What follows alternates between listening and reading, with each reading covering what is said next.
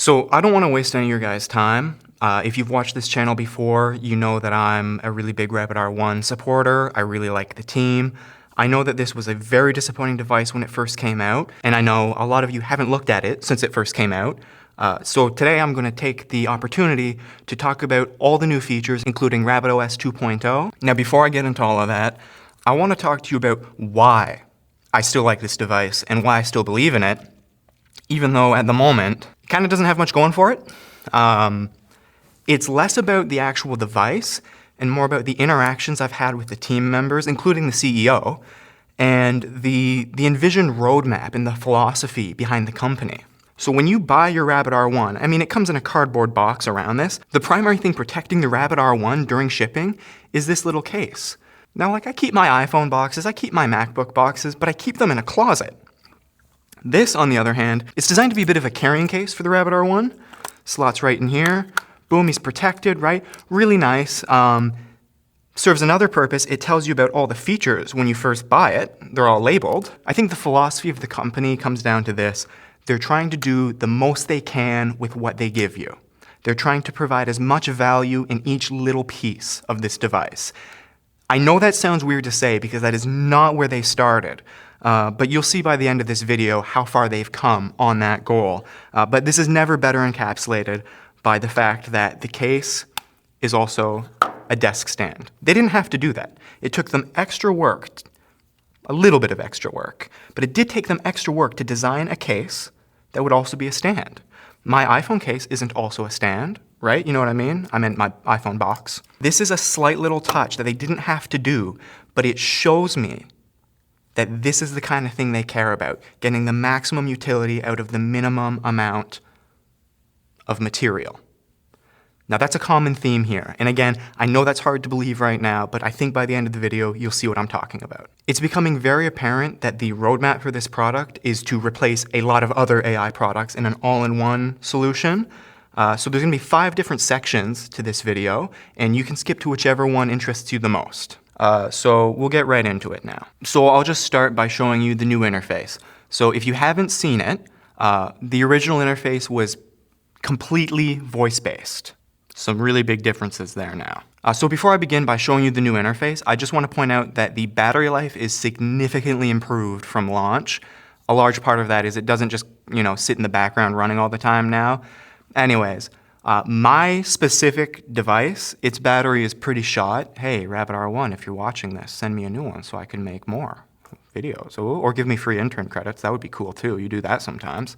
Anyways, the battery on my specific device is pretty shot, but if you buy a new RabbitR1, for the most part, those battery concerns you shouldn't be as concerned about them. The information you see regarding the battery, if that information you're getting is older than 6 months about, it's pretty outdated. So when you open up the device, you get this screen. Same as before, pretty much. This is my Rabbit skin. You get those in the little arcade game. I'm not going to be showing the arcade game. I really don't give a fuck about the arcade game. Another thing I won't be showing you, OpenClaw. I don't know how to do it. I'm not that kind of guy. So I'm not showing you OpenClaw in this video. But when you scroll up or swipe up, because it is now also, you can now also use the touchscreen, whereas before it was all scroll wheel for most things. And so when you get to this, when you scroll up, you get to this card interface. This is part of RabbitOS 2.0. So you see you get your camera, which we'll go into later. Magic Gallery, also in the camera section. So the first thing I'll show you is the timer. So when you get to one of these cards in this interface, it's a really nice interface, really nice system. You scroll onto it, and then you can tap it, but that's pretty fucking lame. You can do that on anything. And remember, primarily, this device is supposed to be fun. So what you really should be doing is tapping your side button here. So that's how you go in, and then you swipe them away. You have a translator. I don't speak any other languages. So let's go English to French. I could vaguely, I don't know, we'll see. So once you're in the translator, just press and hold. The whole thing is still built off that walkie-talkie kind of system. Lots of people have asked for like a live chat. I, at one point, was asking for a live chat. They have been They could not have been more clear. There will never be a live chat in their eyes. And right now, that's how they feel. It's antithetical to the point of the device, they say. I don't really know what that means, but I like when a company has values like that. I like when they don't just do things because I say I want them. I like when they have their own vision, you know? A lot of this thing is kind of like art. That's aside from the point. So English to French. Rabbits are these little bunnies.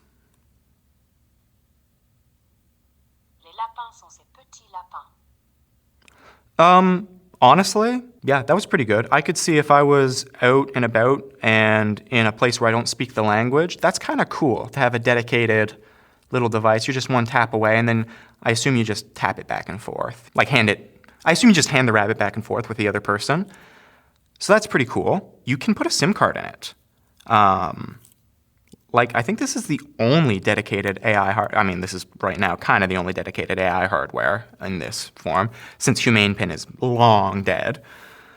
But yeah, you can put a SIM card in it. And again, I would really love to do that if Rabbit sent me a new Rabbit, because, battery life on mine is pretty short, so not really a whole lot of point in putting like a SIM card in it. So that's the translator. This is the recorder. I'm not going to get too into this because I'm going to save that for when Recorder 2.0 comes out. Should be in a couple weeks. We're very close. But I'll show you the recorder. You go into it, start a new recording. Give it a little tap. And so some of the upgrades they made to the recorder and Rabbit 2.0, for starters, now you know it's there. I will point out that in Rabbit 1.0, in order to get to the meeting assistant, which is what they used to call it, you would have to know that there's a meeting assistant and you'd have to ask it to bring it up. And it would bring up a similar interface to this. But that was a big problem with the 1.0 Rabbit. You didn't fucking know what it could do.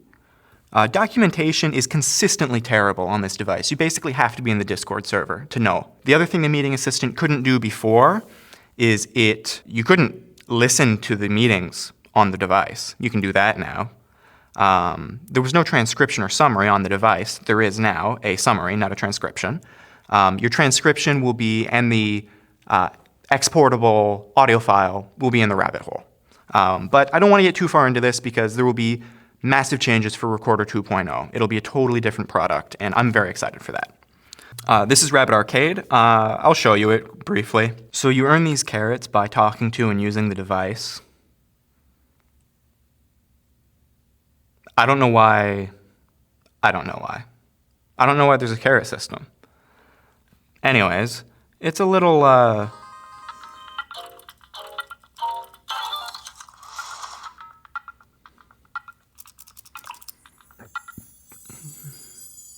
and then you get new skins for your rabbit. It's cool.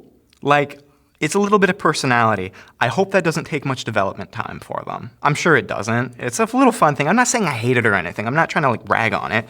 I'm just saying there's nothing for me to show you there. You got reminders. It's easy. You tell the rabbit to, you actually can't add one from here as far as I know. I'll just delete these. But what you would do is you'd be on this screen and you'd say, remind me to edit the Rabbit R1 video.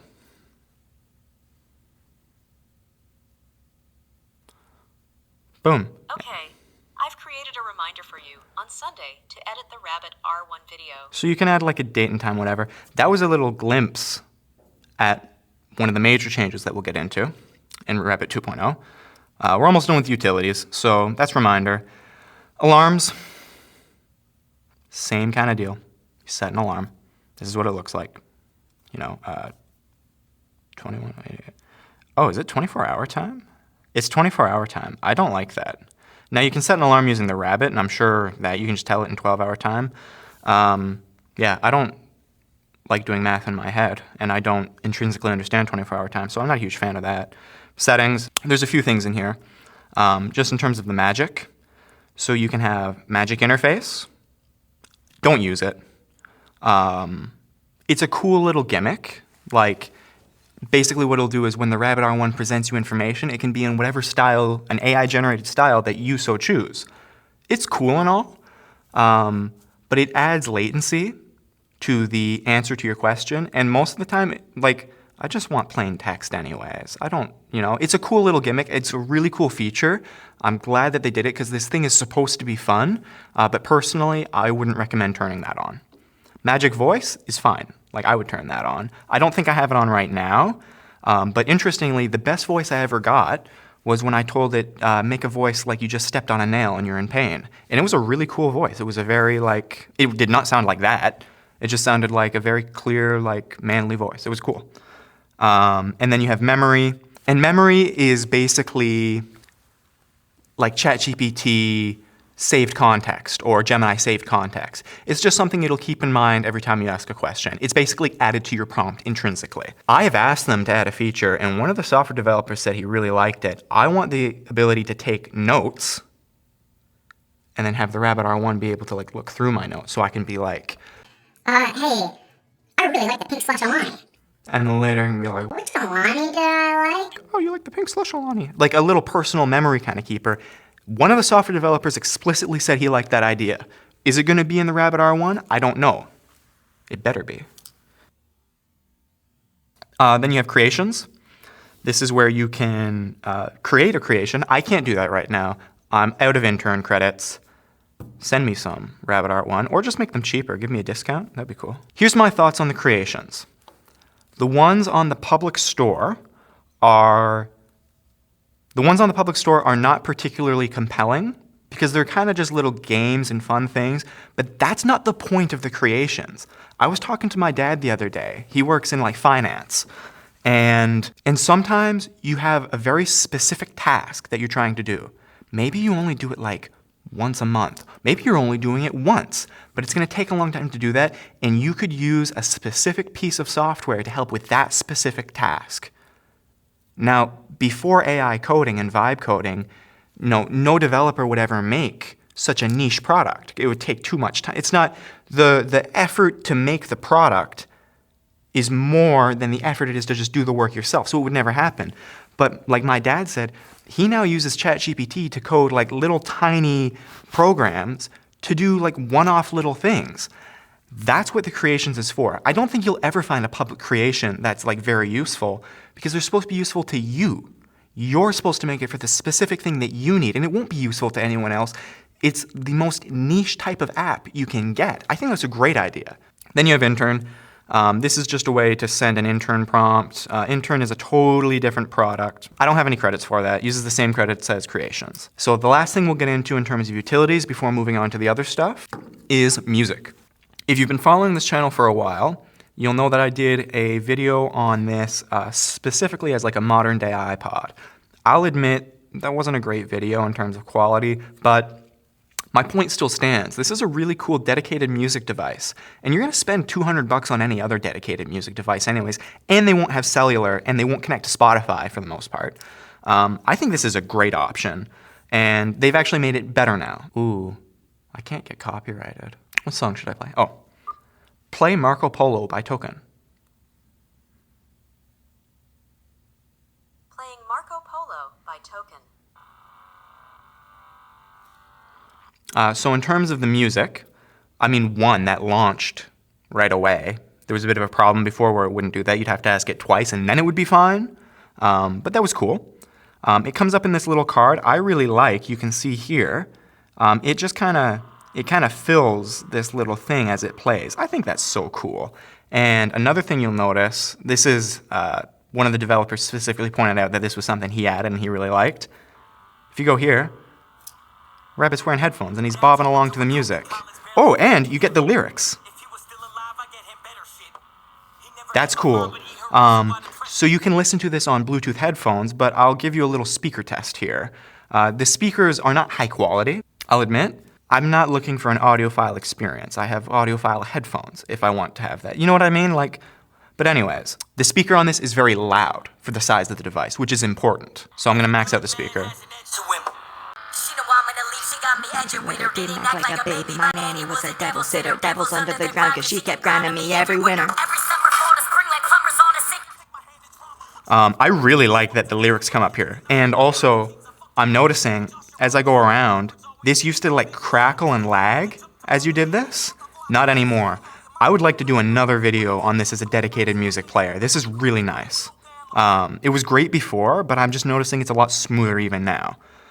So that's that. That concludes the everyday kind of just utility features of the device.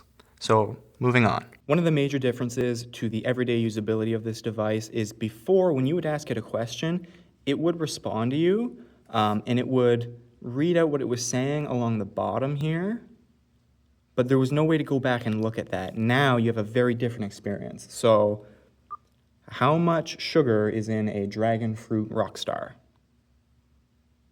You can see here now, you get your question, its question in this chat style interface. This is great. There's even a way now to mute it on the fly. You can add a photo using that. You can type out using that. So this replaces the old terminal.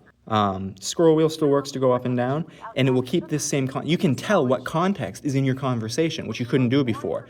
And as always, 1, 2, 3, 4, 5 clicks, resets all the context. With this in mind, they've done a lot of work to make this faster and higher quality answers. So we're just going to go around and we're going to test it out.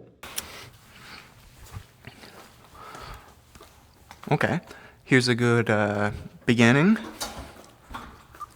What's the weather like outside today? I didn't tell it where I am. I don't know if it knows. In North Bay, It does on know. today, partly cloudy, high 28 degrees Fahrenheit, low 9 degrees Fahrenheit, no precipitation. Wadded. Incorrect. There's tons of precipitation out there. So here's a great example for the memory. Remember to always give me units in Celsius. Got it. I'll remember to always provide temperatures in Celsius for you. So let's try that again. Now that's added to its memory. What's the weather like outside right now? Checking current weather conditions for you. The current weather in North Bay is light to moderate snow with 3 degrees Celsius.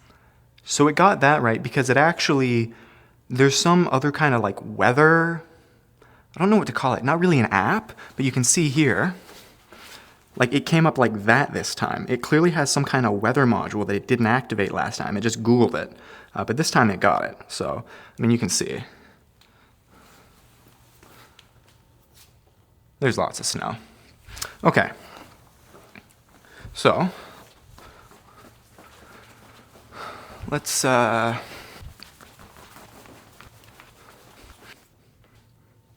might there be, interesting signs or stuff to ask about? Here's an example. Double tap the side, you open up the camera, then you hold down the button while asking your query to ask it a vision question. What kind of plants are these? Taking a look now. Let's see what we've got here. The image you provided shows 2 types of plants. 1, rubber plant, Ficus elastica. This plant is on the left and features broad, glossy leaves. 2, bird of paradise, Eurasilia. This plant is on the right and is recognizable by its large banana-like leaf. I was gonna say I don't know if it got it right, but there are signs on these plants and it got it right. So, very good. And that was fast. A criticism of the device before was that it couldn't answer a question faster than you could just pull your phone out and ask ChatGPT. Not true anymore. That was faster than I could have asked ChatGPT. Very cool. Let's keep going. Let's take the elevator downstairs and see if there's anything there. It's gonna shock me. It did. Lightly, though. What the F? With advertisements. What the hell? And for the record, the fun facts on there are not elevator related in any manner. And I don't, oh, it has started, okay. This is the smoothest elevator ever. Wow, it is. What kind of mushroom is this? So I know I've done mostly vision stuff so far, so I'm gonna ask it some follow-up, Let's see what we've got here. just questions. The mushroom in the image appears to be a common white button mushroom. So it's just a white button mushroom. Known as the Dirty Spores. Is that mushroom, does it look like any mushrooms that are poisonous? So that's a follow-up question. Images.